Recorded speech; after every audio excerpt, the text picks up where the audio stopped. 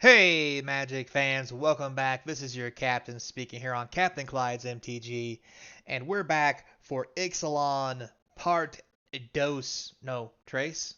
3, 7, 12, 34. Anyway, we're back for another day of spoilers and leaks on the internet of Ixalan Lost Caverns on the day of the 26th as we wrap it up. So before we get started, don't forget, comment, like, subscribe, hit that notification bell. Subscribe here for free. Check us out on Rumble and like us there for free. Subscribe to that as well. It all helps support the channel. It doesn't cost you anything, and I do appreciate it. Also, if you need some cards that help support the channel, the box opening series, all those cards are sold with the links in the description to the eBay store, TCG Player. Patreon's in there if you want to hit me up that way too and get some cool stuff.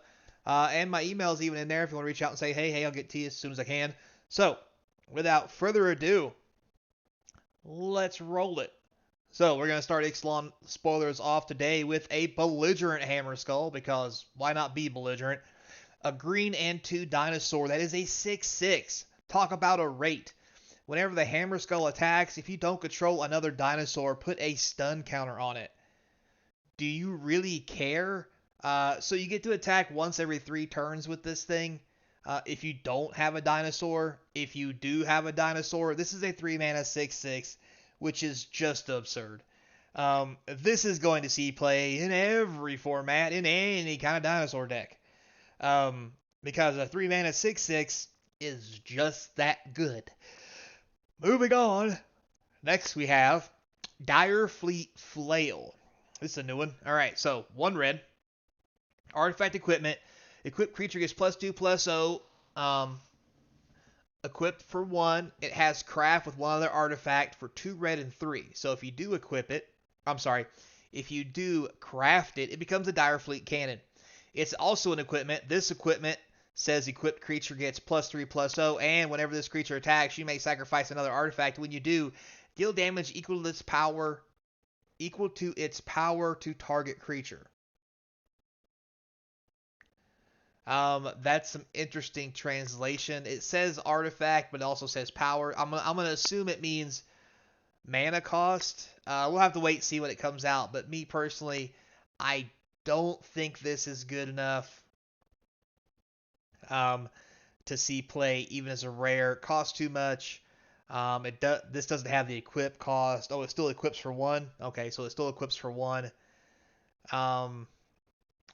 For 5 mana, I can just lay a dragon, like, instead of trying to equip something. So that's just kind of how I feel about it.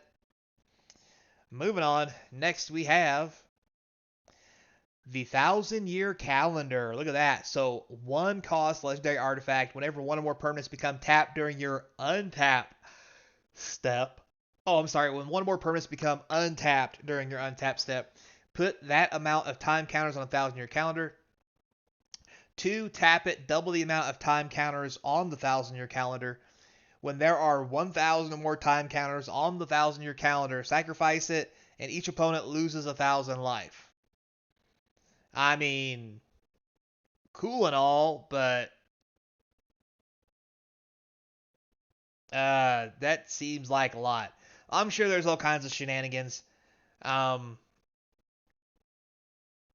Like, this will be really good with stuff that causes you to untap your permanent, so you can, once you get 20 on there, you make it 40, then do something to untap it, tap it again, make it 80. Once you get to 2, it becomes 200. It's probably playable in Commander, but I don't see it being much playable anywhere else, but kind of cool. We'll see what kind of shenanigans jump off with it. Next, we have the Daring Deconstructionist.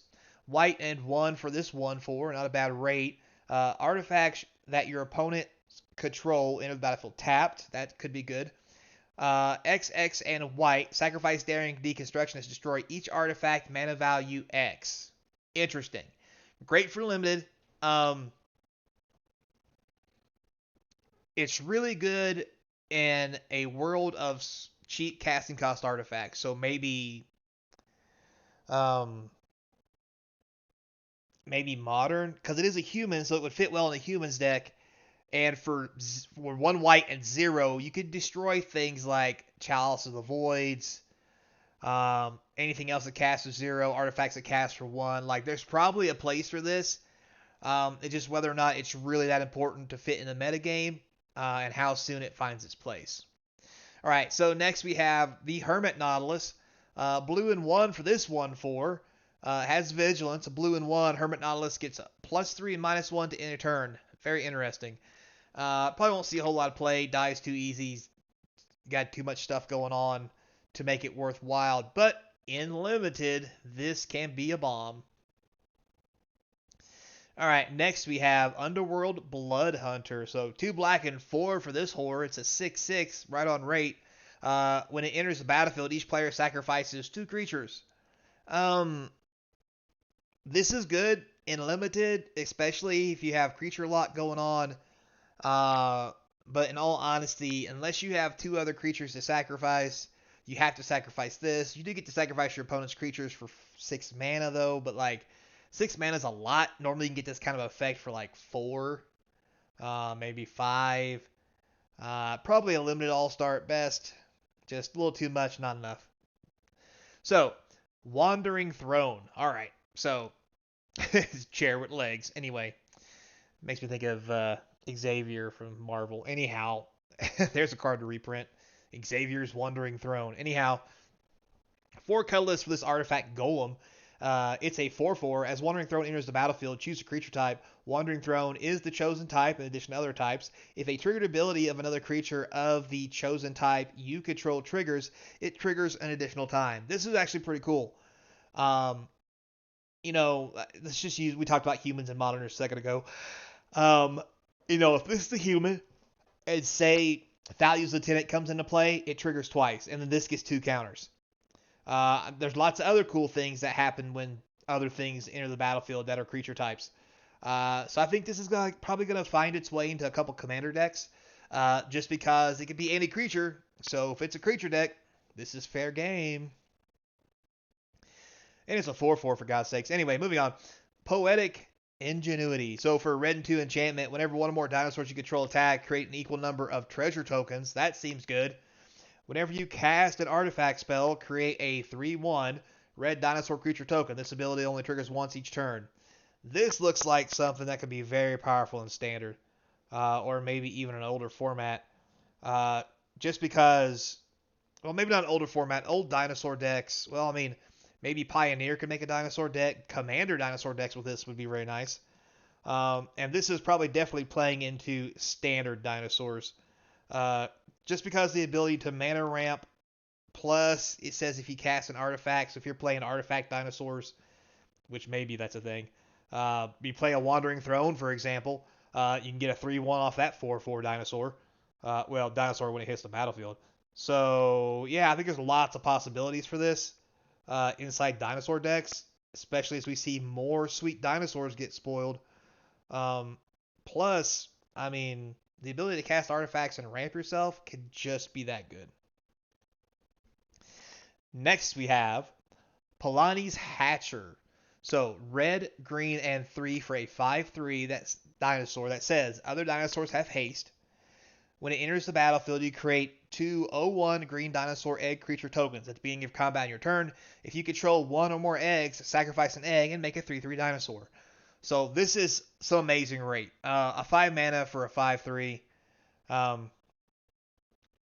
That gives you 3/3s for 2 turns as long as it's still on the battlefield. It's not legendary, so you can play 4 of them. The eggs get stuck on the battlefield. They can still tap. They can still block. There's a lot going on here, especially with Bargain. Just being in Wilds of Eldraine, the 0/1 dinosaur is a token. So if you do lose your dinosaur, you can bargain away the 0/1 if you need to. This card's got lots of play. I think it's going to be a very good rare. I think dinosaur decks are going to be a thing. All right, so Terror Tide. Here we go. 2 black and 2. Fathomless Descent Sorcery. All creatures get -X in a turn where X is the number of permanent cards in your graveyard.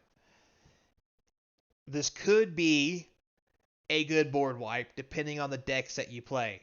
Now, if you're playing things that, you're putting lands in your graveyards to fetch lands, or, this could be a very good card in older formats because of fetch lands and whatever, because those are permanents that go into the graveyard.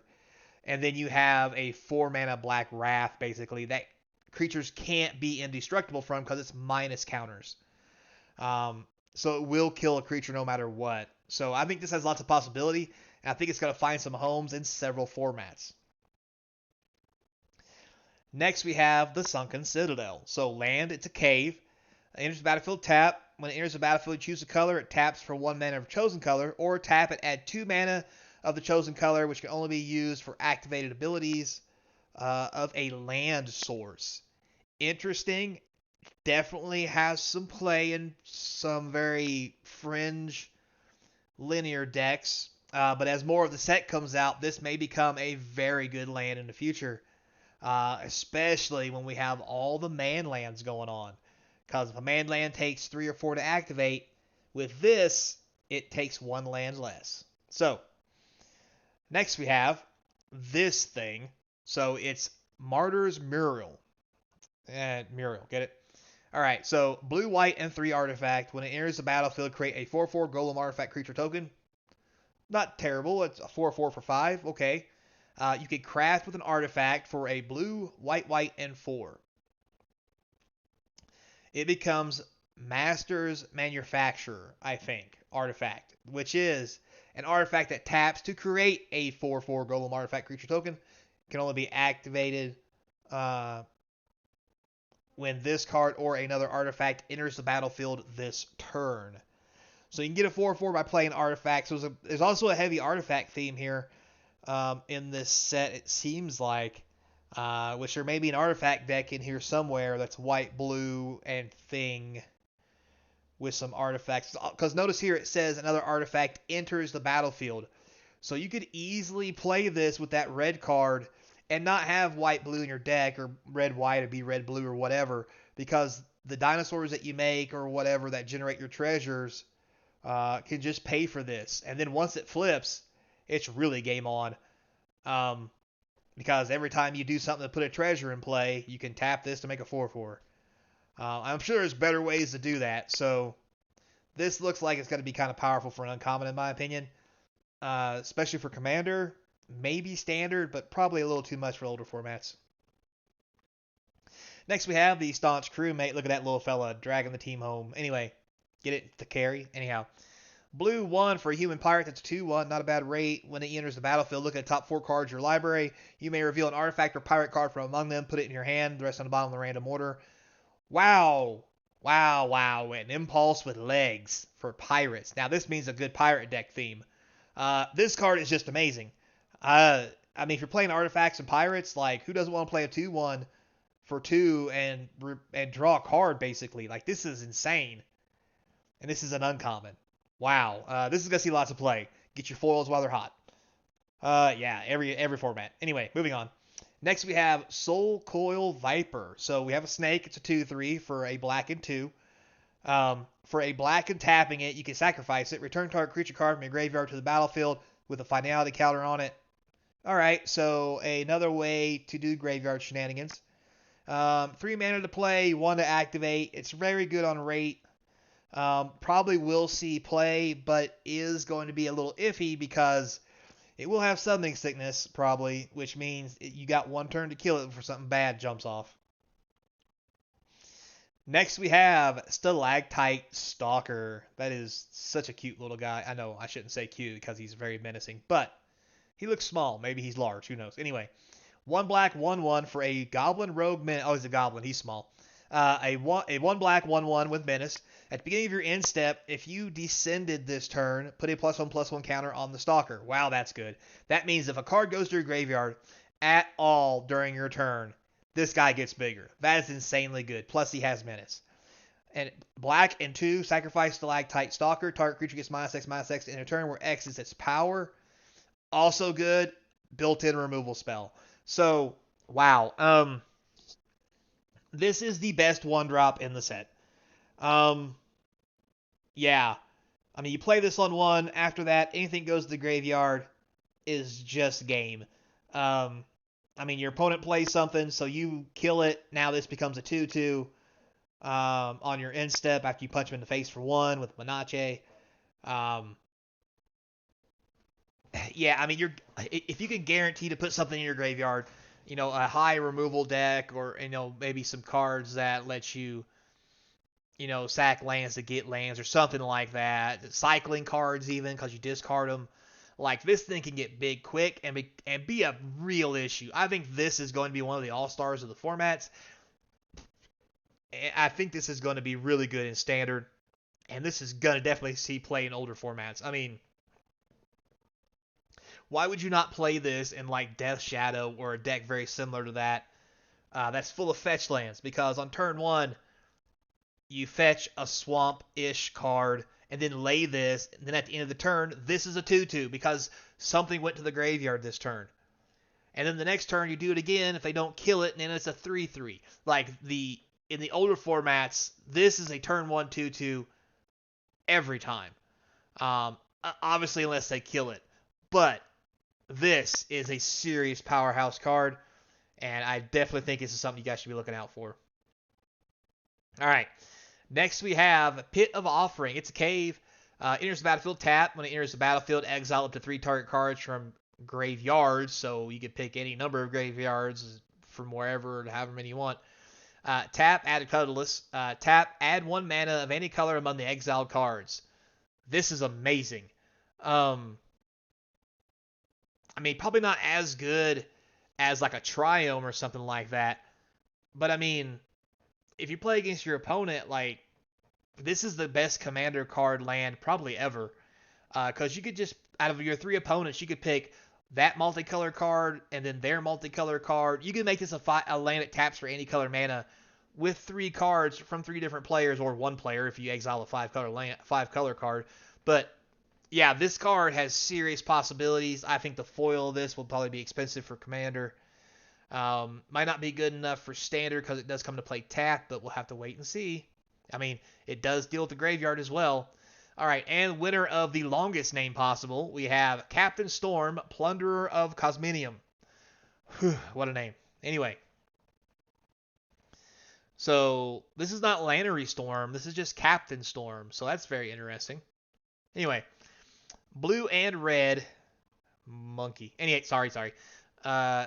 Blue and red for a legendary human pirate. That's a 2/2. Not bad rate. Whenever an artifact enters the battlefield under your control, put a +1/+1 counter on target pirate you control. This is a pirate. If you play this and then play a Dockside Extortionist, this thing gets big quick. This is definitely a really cool card. Probably going to be great for commander. There might be some play in standard with all the artifact shenanigans that appear to be jumping off. And maybe even a modern card, because of its ability to get bigger depending on decks, but like, modern doesn't normally generate artifacts as much. But I mean, there is a possibility this could be a thing. So, moving on.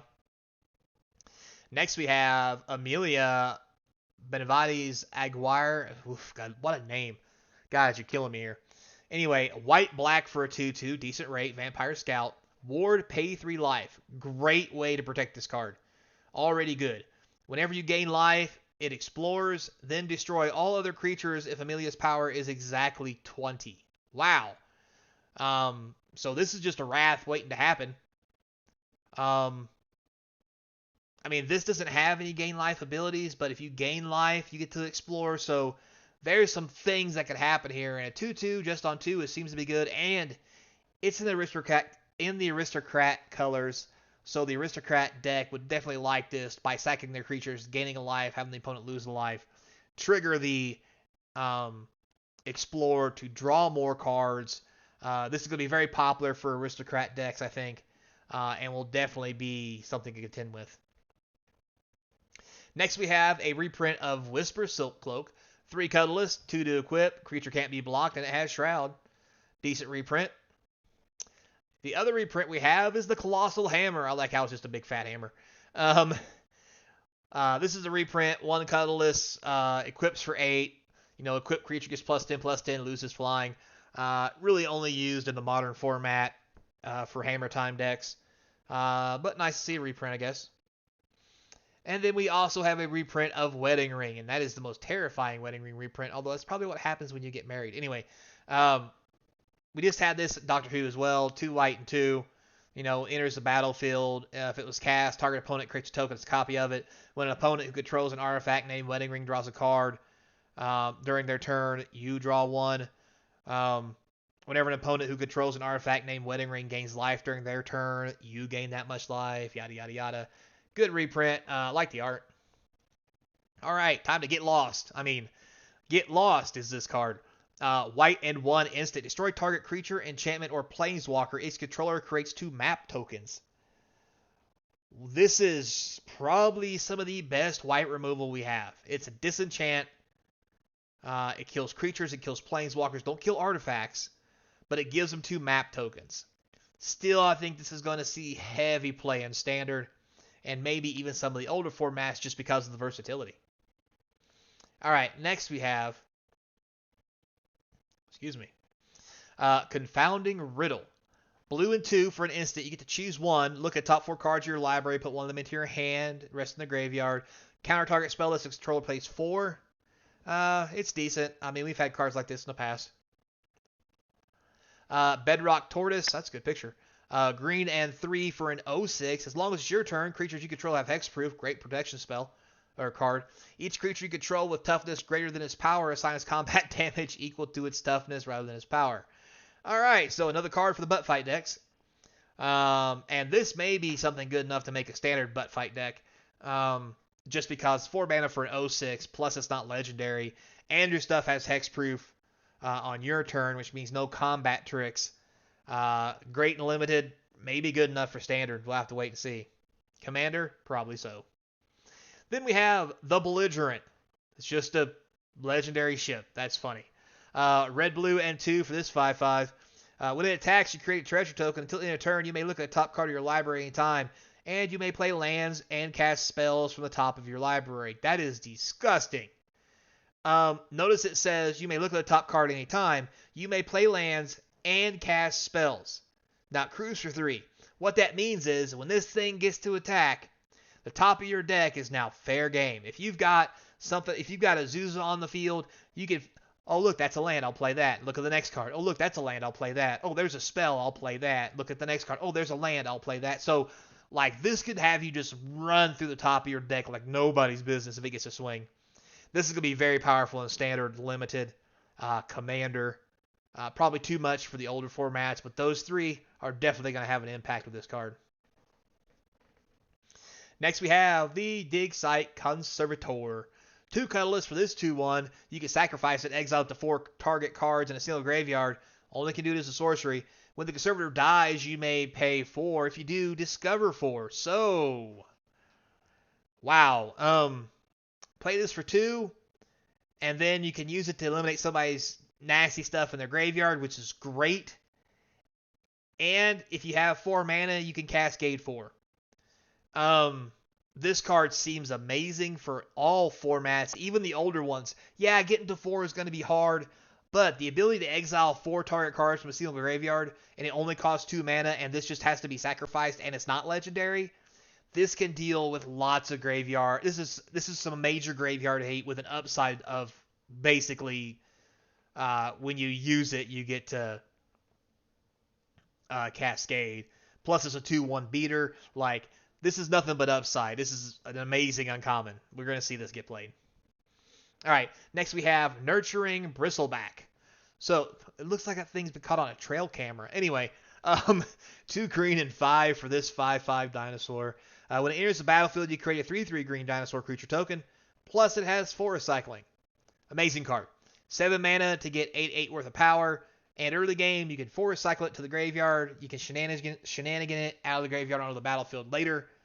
After you fix your mana. This is all around a great common for several reasons. And we'll definitely see limited play. Maybe standard. It depends on if there's an easy way to get this out of the graveyard when it's all said and done. And Forest Cycling 2 might be too much, but it may see play in Living End, but I doubt it. Anyway, next we have the Lurking Bat. So 1 white for a bat. Why is a bat white? Anyway, flying, lifelink, 1/1. At the beginning of your end step, if you descend to this turn, scry 1. Another great 1-drop. It's going to let you run through your deck like nobody's business. Because it's a bat and doesn't fit many themes, I don't know if it's going to see a lot of play. It's definitely going to be good enough for standard and limited. The scry ability is just great on the off chance some of your stuff goes to the graveyard. But if this fits into a theme of a Descend deck, this could be really good, especially if there's some way to equip this up with like the hammer or some other just monstrosity of equipment or artifact cards that could make this just insane. All right, moving on. Next we have Tishana's Tidebender. So one blue and two for this 3/2 flash creature. Already good. When it enters the battlefield, counter up to one target activated or triggered ability. If an artifact, creature, or planeswalker ability is countered this way, that permanent loses all ability until Tidebender leaves play. This is amazing. This is a way to shut down any problemsome artifact, creature, or planeswalker.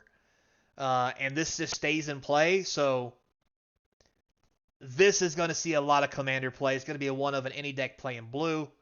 It's probably definitely going to see play in standard. I mean, a 3 mana 3/2 flash is okay. Its ability to shut things off, to stop something from happening, and then shut it down permanently till it leaves play is amazing. The older formats, maybe 3 mana is a bit much. It's going to depend on what you need this to do. There might be better options, but we'll have to wait and see because this is a Merfolk. Maybe that Merfolk deck's going to come back. Hey. Just kidding. Anyway. So, with all that said, guys, thanks a lot for watching. That is the end of the spoilers today and the leaks. Thanks a lot for watching. Don't forget, like and subscribe. Keeps the channel sponsor free. Until next time, be kind. And as always, I hope to see you across from the game table. Wow, power creep's a real thing. There's all kinds of crazy shit jumping off here. Man.